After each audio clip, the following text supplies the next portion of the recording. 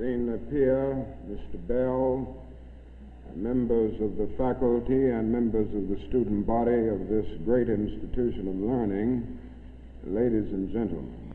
Now, there are several things that one could talk about before such a large, concerned, and enlightened audience. There are so many problems facing our nation and our world that one could just take off anywhere. But today I would like to talk mainly about the race problem, since I'll have to rush right out and go to New York to talk about Vietnam tomorrow, and I've been talking about it a great deal this week and weeks before that. But I'd like to use as a subject from which to speak this afternoon the other America. And I use this subject because there are literally two Americas. One America is beautiful for situation.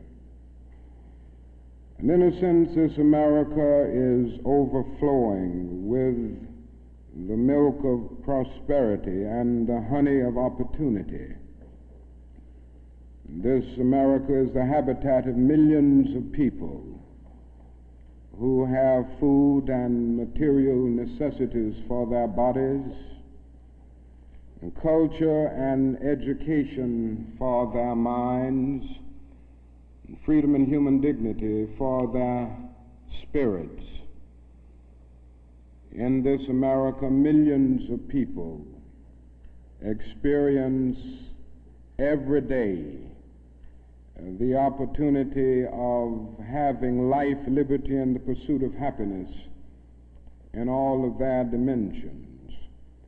And in this America, millions of young people grow up in the sunlight of opportunity.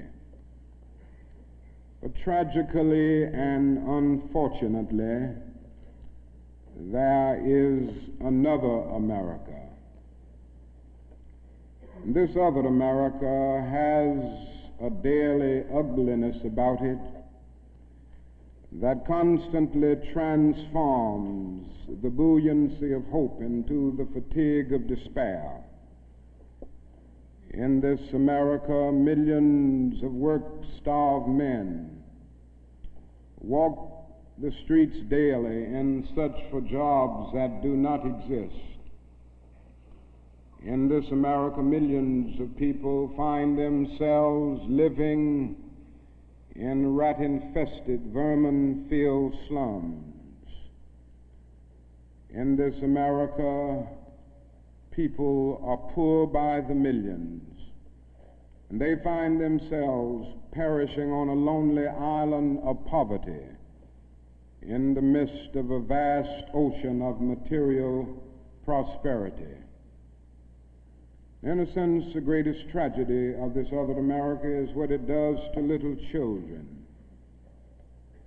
Little children in this other America are forced to grow up with clouds of inferiority forming every day in their little mental skies.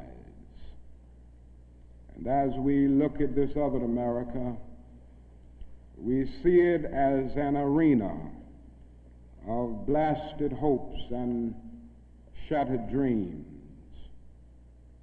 Many people of various backgrounds live in this other America. Some are Mexican Americans, some are Puerto Ricans, some are Indians, some happen to be from other groups. Millions of them are Appalachian whites. Probably the largest group in this other America, in proportion to its size in the population, is the American Negro. The American Negro finds himself living in a triple ghetto, a ghetto of race, a ghetto of poverty, a ghetto is to deal with this problem of the two Americas. We are seeking to make America one nation indivisible, with liberty and justice for all. Now let me say that the struggle for civil rights, or the struggle to make these two Americas one America, is much more difficult today than it was 5 or 10 years ago. For about a decade or maybe 12 years, we struggled all across the South in glorious struggles to get rid of legal, overt segregation and all of the humiliation that surrounded that system of segregation. In a sense, this was a struggle for decency. We could not go to a lunch counter in so many instances and get a hamburger or a cup of coffee. We could not make use of public accommodations.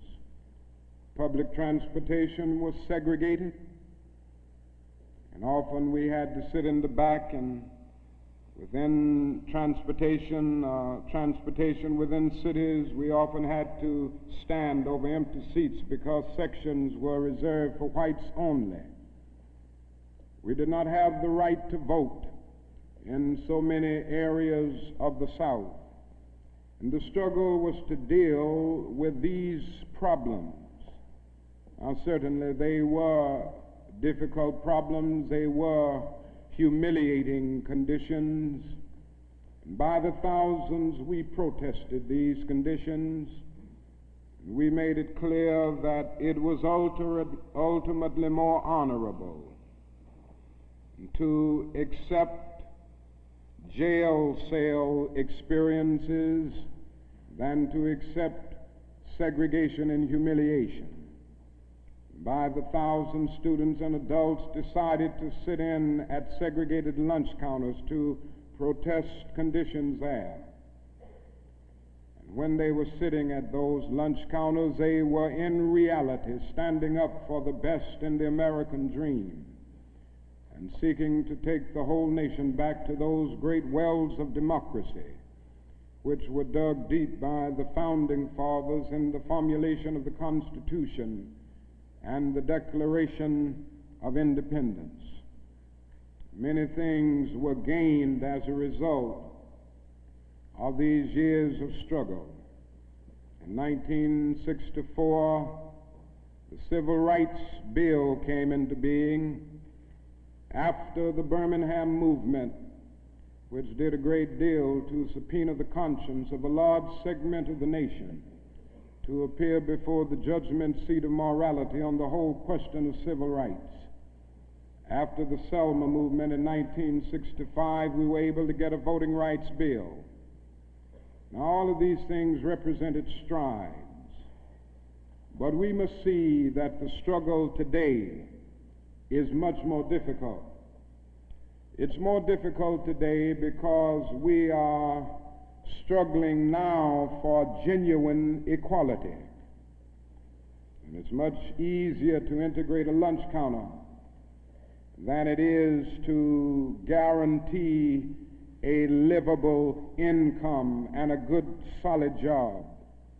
It's much easier to guarantee the right to vote than it is to guarantee the right to live in sanitary, decent housing conditions. It is much easier to integrate a public park than it is to make genuine, quality, integrated education a reality. And so today we are struggling for something which says we demand genuine equality. It's not merely a struggle against extremist behavior toward Negroes. And I'm convinced that many of the very people who supported us in the struggle in the South are not willing to go all the way now. I came to see this in a very difficult and painful way in Chicago over the last year, where I've lived and worked. Some of the people who came quickly to march with us in Selma and Birmingham were active around Chicago. And I came to see that so many people who supported morally and even financially what we were doing in Birmingham and Selma were really outraged against the extremist behavior of Bull Connor and Jim Clark toward Negroes, rather than believing in genuine equality for Negroes. And I think this is what we've got to see now, and this is what makes the struggle much more difficult. And so as a result of all of this, we see many problems existing today that are growing more difficult. It's something that is often overlooked, but Negroes generally live in worse slums today than 20 or 25 years ago. In the North, schools are more segregated today than they were in 1954 when the Supreme Court's decision on desegregation was rendered. Economically, the Negro is worse off today than he was 15 and 20 years ago. And so the unemployment rate among whites at one time was about the same as the unemployment rate among Negroes.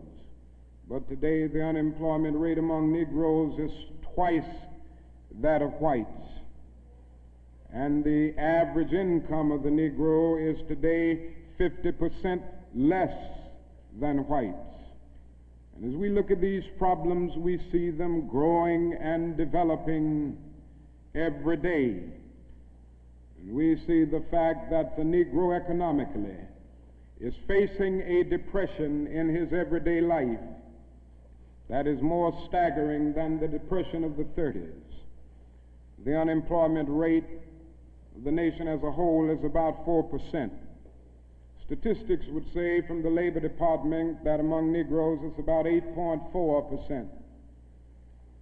But these are the persons who are in the labor market, who still go to employment agencies to seek jobs, and so they can be calculated. The statistics can be gotten because they are still somehow in the labor market. But there are hundreds of thousands of Negroes who have given up. They've lost hope. They've come to feel that life is a long and desolate corridor for them with no exit sign. And so they no longer go to look for a job. There are those who would estimate that these persons who are called the discouraged persons would be 6 or 7% in the Negro community. And that means that unemployment among Negroes may well be 16%. Among Negro youth in some of our large urban areas, it goes to 30 and 40%. And so you can see what I mean when I say that in the Negro community, that is a major, tragic, and staggering depression that we face in our everyday lives. Now, the other thing that we've got to come to see now that many of us didn't see too well during the last 10 years, that is that racism is still alive in American society and much more widespread than we realize. And we must see racism for what it is. It is a myth of the superior and the inferior race. It is the false and tragic notion that one particular group, one particular race is responsible for all of the progress, all of the insights, and the total flow of history. And the theory that another group or another race is totally depraved, innately impure, and innately inferior. And in the final analysis, racism is evil because its ultimate logic is genocide. Hitler was a sick and tragic man who carried racism to its logical conclusion. And he ended up leading a nation to the point of killing about 6 million Jews. And this is the tragedy of racism, because its ultimate logic is genocide. If one says that I am not good enough to live next door to him, if one says that I am not good enough to eat at a lunch counter, or to have a good, decent job, or to go to school with him, merely because of my race, he is saying consciously or unconsciously that I do not deserve to exist. To use a philosophical analogy here, racism is not based on some empirical generalization. It is based rather on an ontological affirmation. It is not the assertion that certain people are behind culturally or otherwise because of environmental conditions. It is the affirmation that the very being of a people is inferior. And this is the great tragedy of it. I say that however unpleasant it is, we must honestly see and admit that racism is still deeply rooted all over America. It's still deeply rooted in the North, and it's still deeply rooted in the South. Now, this leads me to say something about another discussion that we hear a great deal, and that is the so-called white backlash. And I would like to honestly say to you that the white backlash is merely a new name for an old phenomenon. It's not something that just came into being because shouts of black power, or because Negroes engaged in riots in Watts, for instance. The fact is that the state of California voted a fair housing bill out of existence before anybody shouted black power, or before anybody rioted in Watts. It may well be that shouts of black power and riots in Watts and the Harlems and the other areas are the consequences of the white backlash rather than the cause of them. What it is necessary to see is that there has never been a single solid, monistic, determined commitment on the part of the vast majority of white Americans, the whole question of civil rights and on the whole question of racial equality. This is something that truth impels all men of goodwill to admit. It is said on the Statue of Liberty that America is the home of exiles. But it doesn't take us long to realize that America has been the home of its white exiles from Europe. But it has not evinced the same kind of maternal care and concern for its black exiles from Africa. And it is no wonder that in one of his sorrow songs, a Negro could sing out, "Sometimes I feel like a motherless child." What great estrangement, what great sense of rejection caused the people to emerge with such a metaphor as they looked over their lives. What I'm trying to get across is that our nation has constantly taken a positive step forward on the question of racial justice and racial equality. But over and over again, at the same time, it made certain backward steps. And this has been the persistence of the so-called white backlash. In 1863, the Negro was freed from the bondage of physical slavery. But at the same time, the nation refused to give him land to make that freedom meaningful. And at that same period, America was giving millions of acres of land in the West and the Midwest, which meant that America was willing to undergird its white peasants from Europe with an economic floor that would make it possible to grow and develop, and refused to give that economic floor to its black peasants, so to speak. And this is why Frederick Douglass could say that emancipation for the Negro was freedom to hunger, freedom to the winds and rains of heaven, freedom without roofs to cover their heads, He went on to say that it was freedom without bread to eat, freedom without land to cultivate. It was freedom and famine at the same time. But it does not stop there. In 1875, the nation passed a civil rights bill and refused to enforce it. In 1964, the nation passed a weaker civil rights bill. And even to this day, that bill has not been totally enforced in all of its dimensions. The nation heralded a new day of concern for the poor, for the poverty-stricken, for the disadvantaged, and brought into being a poverty bill. But at the same time, it put such little money into the program that it was hardly, and still remains hardly, a good skirmish against poverty. White politicians in suburbs talk eloquently against open housing, and in the same breath contend that they are not racist. And all of this and all of these things tell us that America has been backlashing on the whole question of basic constitutional and God-given rights for Negroes and other disadvantaged groups for more than 300 years. So these conditions, persistence of widespread poverty, of slums, and of tragic conditions in schools and other areas of life, all of these things have brought about a great deal of despair and a great deal of desperation, a great deal of disappointment and even bitterness in the Negro communities. Today, all of our cities confront huge problems.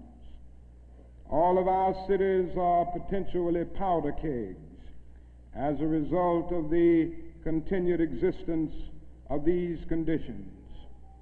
Many in moments of anger, many in moments of deep bitterness, engage in riots.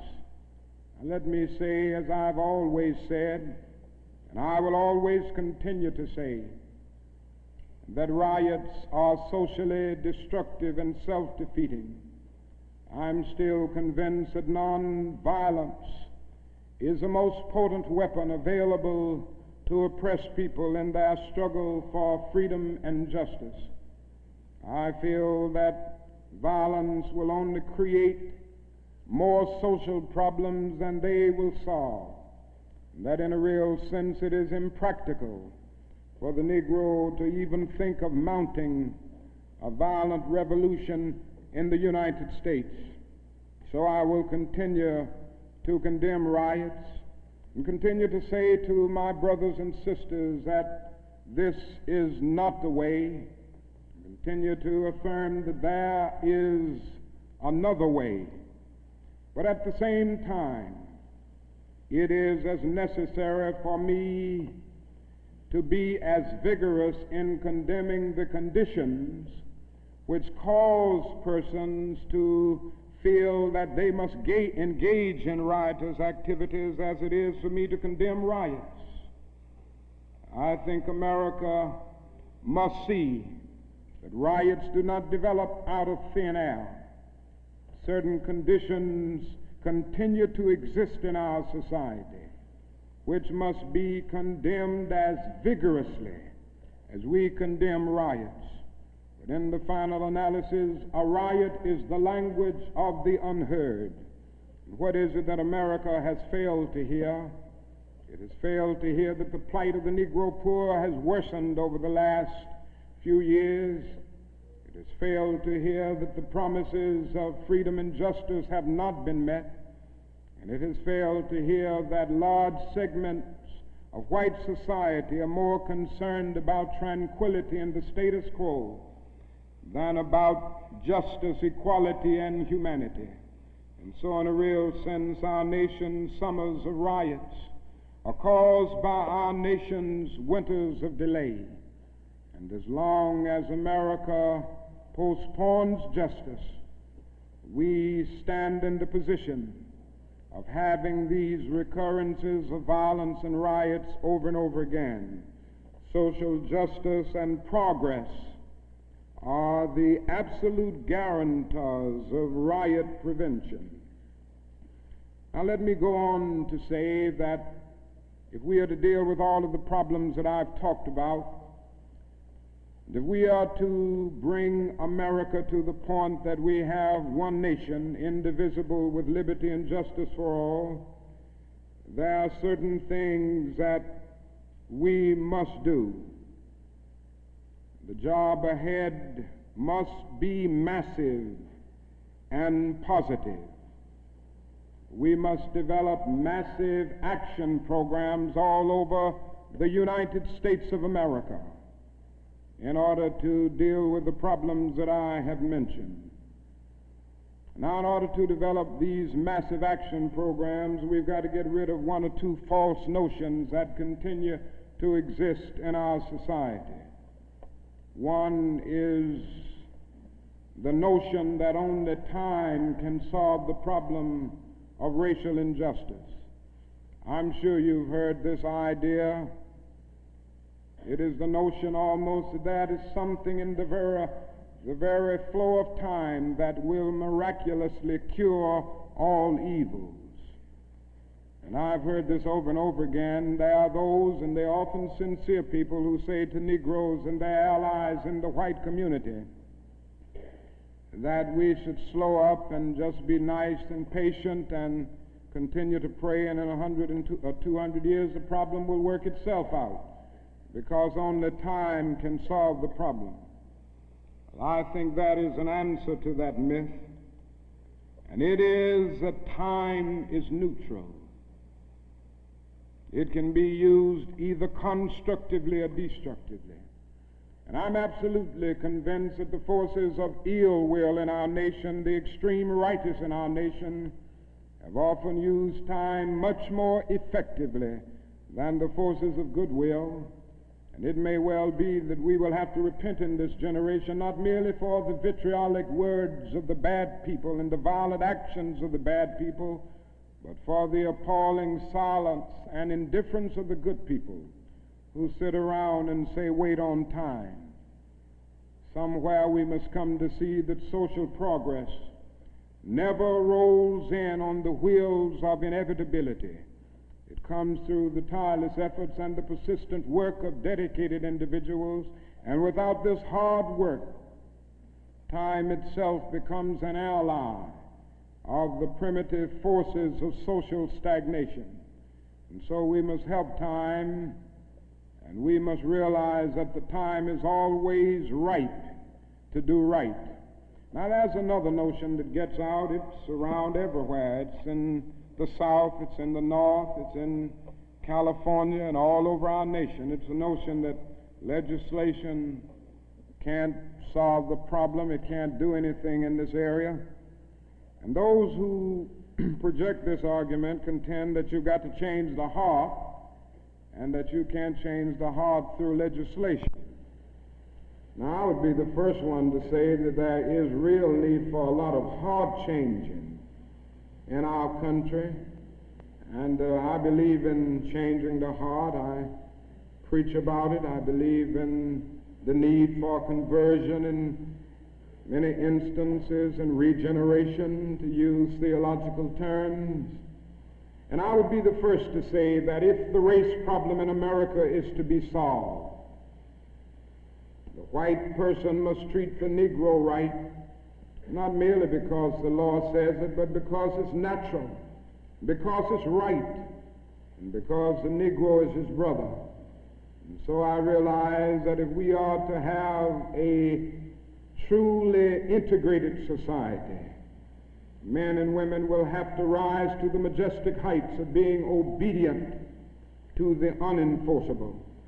But after saying this, let me say another thing which gives the other side, and that is that although it may be true that morality cannot be legislated, behavior can be regulated. Even though it may be true that the law cannot change the heart, it can restrain the heartless. Even though it may be true that the law cannot make a man love me, it can restrain him from lynching me, and I think that's pretty important also. And so while the law may not change the hearts of men, it can and it does change the habits of men. And when you begin to change the habits of men, pretty soon the attitudes will be changed, pretty soon the hearts will be changed.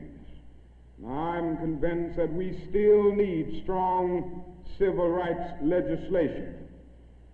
And there's a bill before Congress right now to have a national federal open housing bill, a federal law declaring discrimination in housing unconstitutional, and also a bill to make the administration of justice real all over our country. Now, nobody can doubt the need for this. Nobody can doubt the need if he thinks about the fact that since 1963, some 58 Negroes and white civil rights workers have been brutally murdered in the state of Mississippi alone. And not a single person has been convicted for these dastardly crimes. There have been some indictments, but no one has been convicted. And so there is a need for the whole question of the administration of justice. There is a need for fair housing laws all over our country. And it is tragic indeed that Congress last year allowed this bill to die. And that bill died in Congress. A bit of democracy died, a bit of our commitment to justice died. And if it happens again in this session of Congress, a greater degree of our commitment to democratic principles will die. And I can see no more dangerous trend in our country than the constant developing of predominantly Negro central cities ringed by white suburbs. This is only inviting social disaster. And the only way this problem will be solved is by the nation taking a strong stand and by state governments taking a strong stand against housing segregation and against discrimination in all of these areas. Now, there's another thing that I'd like to mention as I talk about the Massive Action Program, and time will not permit me to go into specific programmatic action to any great degree. But it must be realized now that the Negro cannot solve the problems by himself. There again, there are those who always say to Negroes, why don't you do something for yourself? Why don't you lift yourselves by your own bootstraps? And we hear this over and over again. Now, certainly, there are many things that we must do for ourselves and that only we can do for ourselves. Certainly, we must develop within a sense of dignity and self-respect that nobody else can give us, a sense of manhood, a sense of personhood, a sense of not being ashamed of our heritage, not being ashamed of our color. It was wrong and tragic that the Negro ever allowed himself to be ashamed of the fact that he was black, or ashamed of the fact that his home, ancestral home, was Africa. And so there's a great deal that the Negro can do to develop self-respect. There's a great deal that the Negro must do and can do to amass political and economic power within his own community and by using his own resources. And so we must do certain things for ourselves, but this must not negate the fact and cause the nation to overlook the fact that the Negro cannot solve the problem himself. A man was on the plane with me some weeks ago, and he came and talked with me, and he said, the problem, Dr. King, that I see with what you all are doing is that every time I see you and other Negroes, you are protesting, and you aren't doing anything for yourselves. And he went on to tell me that he was very poor at one time, and he was able to make it by doing something for himself. Why don't you teach your people, he said, to lift themselves by their own bootstraps. And then he went on to say other groups face disadvantages, the Irish, the Italians, and he went down the line. And I said to him that it does not help the Negro, it only deepens his frustration for unfeeling and sensitive people to say to him that other ethnic groups who migrated or were immigrants to this country just 100 years ago or so have gotten beyond him, and he came here some 344 years ago. And I went on to remind him that the Negro came to this country involuntarily in chains, while others came voluntarily. I went on to remind him that no other racial group has been a slave on American soil. I went on to remind him that the other problem that we have faced over the years is that the society placed a stigma on the color of the Negro, on the color of his skin, because he was black. Doors were closed to him that were not closed to other groups. And I'm to say to people that you ought to lift yourself by your own bootstraps, but it is a cruel jest to say to a bootless man that he ought to lift himself by his own bootstraps. The fact is that millions of Negroes, as a result of centuries of denial and neglect, have been left bootless, and they find themselves impoverished aliens in this affluent society. And that is a great deal that the society can and must do if the Negro is to gain the economic security that he needs. Now, one of the answers, it seems to me, is a guaranteed annual income, a guaranteed minimum income for all people and for all families of our country. It seems to me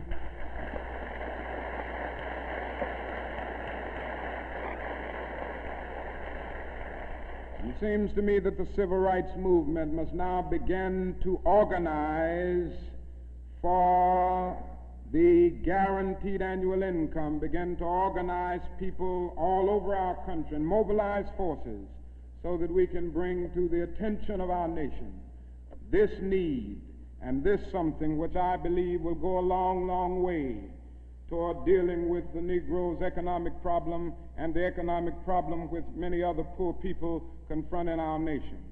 Now, I said I wasn't going to talk about Vietnam, but I can't make a speech without mentioning some of the problems that we face there, because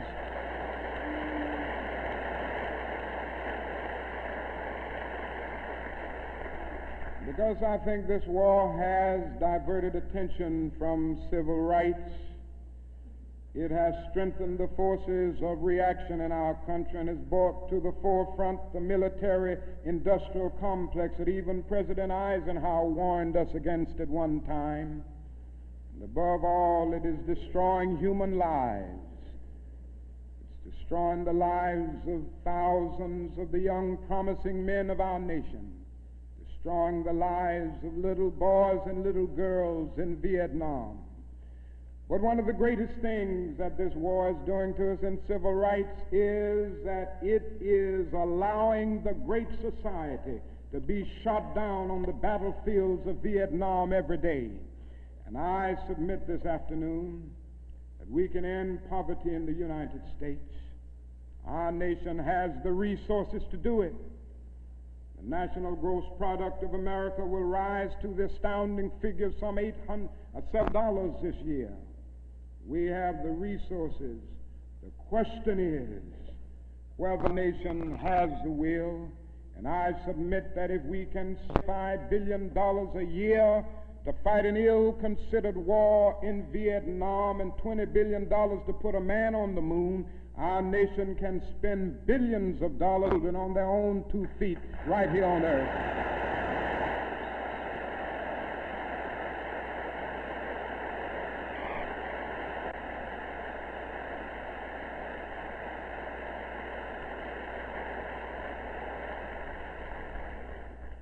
Let me say another thing that's more in the realm of the spirit, I guess. That is, if we are to go on in the days ahead and make true brotherhood a reality, it is necessary for us to realize more than ever before that the destinies of the Negro and the white man are tied together. Now, there are still a lot of people who don't realize this. The racists still don't realize this. But it is a fact now that Negroes and whites are tied together, and we need each other. The Negro needs the white man to save him from his fear. The white man needs the Negro to save him from his guilt. We are tied together in so many ways: our language, our music, our cultural patterns, our material prosperity, and even our food are an amalgam of black and white. And so there can be no separate black path to power and fulfillment that does not intersect white roots. And there can be no separate white path to power and fulfillment short of social disaster. It does not recognize the need of sharing that power with black aspirations for freedom and justice. We must come to see now that integration is not merely a romantic or aesthetic something where you merely add color to a still predominantly white power structure. Integration must be seen also in political terms, where there is shared power and where black men and white men share power together to build a new and a great nation. In a real sense, we're all caught in an inescapable network of mutuality, tied in a single garment of destiny. John Donne placed it years ago in graphic terms: no man is an island entire itself. Every man is a piece of the continent, a part of the main. And he goes on toward the end to say, any man's death diminishes me because I'm involved in mankind. Therefore never sin to know for whom the bell tolls. It tolls for thee. And so we all in the same situation. The salvation of the Negro will mean the salvation of the white man, and the destruction of the life and of the ongoing progress of the Negro will be the destruction of the ongoing progress of the nation. Now let me say finally that we have difficult days ahead, but I haven't despaired. Somehow I maintain hope in spite of hope, and I've talked about the difficulties and how hard the problems will be as we tackle them. But I want to close by saying this afternoon that I still have faith in the future, and I still believe that these problems can be solved. And so I will not join anyone who will say that we still can't develop a coalition of conscience. I realize and understand the discontent and the agony and the disappointment and even the bitterness of those who feel that whites in America cannot be trusted. And I would be the first to say that there are all too many who are still guided by the racist ethos. But I am still convinced that there are still many white persons of goodwill, and I'm happy to say that I see them every day in the student generation, who cherish democratic principles and justice above principle, and who will stick with the cause of justice and the cause of civil rights and the cause of peace throughout the days ahead. And so I refuse to despair. I think we're going to achieve our freedom, because however much America strays away from the ideals of justice, the goal of America is freedom. Abused and scorned though we may be, our destiny is tied up in the destiny of America. Before the Pilgrim Fathers landed at Plymouth, we were here. Before Jefferson etched across the pages of history the majestic words of the Declaration of Independence, we were here. before the beautiful words of the Star-Spangled Banner were written, we were here. And for more than 2 centuries, our forebears labored here without wages. They made cotton king.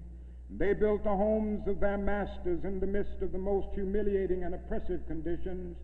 And yet out of a bottomless vitality, they continued to grow and develop.